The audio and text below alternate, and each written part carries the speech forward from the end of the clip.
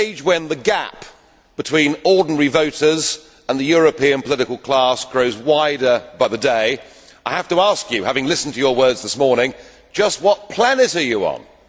This pretence that everything is going incredibly well. The EU is mired in deep structural crisis. Greece and Portugal and Ireland cannot survive inside the euro. The Danes have torn up the Schengen Agreement, and good for them, because the total free movement of peoples is a completely irresponsible thing to have done. And public opinion is saying, whilst they want a European cooperation, yes, of course I agree with that, what they do not want is this Europe run by unelected bureaucrats like Mr Barroso. You say the EU is fantastic in a recent comment. You are supporting the destruction of national democracy. But it is with reference to Greece that I am most concerned about you, because when faced with their recent enslavement, you said, "We lived for many years as a non-sovereign country under Soviet occupation. For us, European integration is not a threat to sovereignty, because we experienced not long ago a serious threat to our sovereignty." So what are you saying? That this is not quite as bad as the USSR? Is that really good enough for your people? And today you describe Greece's problems as trivial.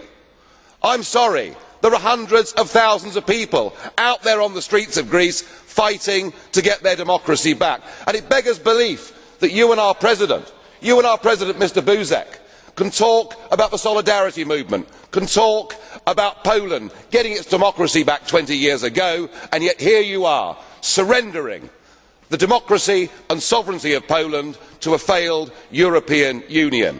Yes, sir, we all want a shared European cooperation for the future, but this most definitely is not the model. Thank you, Mr. Co-President. We have a blue card from Mr. Goebbels. To answer the blue card question, Mr. Goebbels, blue card question. Thank you, President. Mr. Farage is a little bit like a cockerel.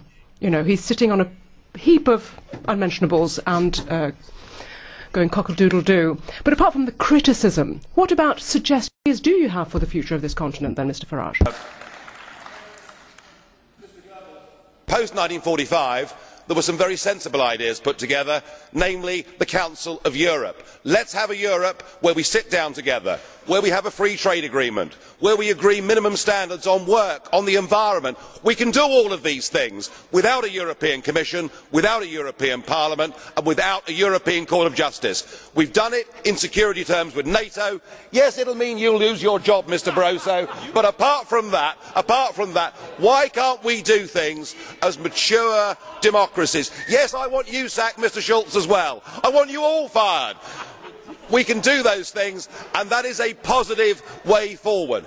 By taking away from people their ability to govern themselves and transferring that power to the European Commission, we are headed for a Europe of rebellion and violence. Let us take the democratic route. Thank you, colleagues.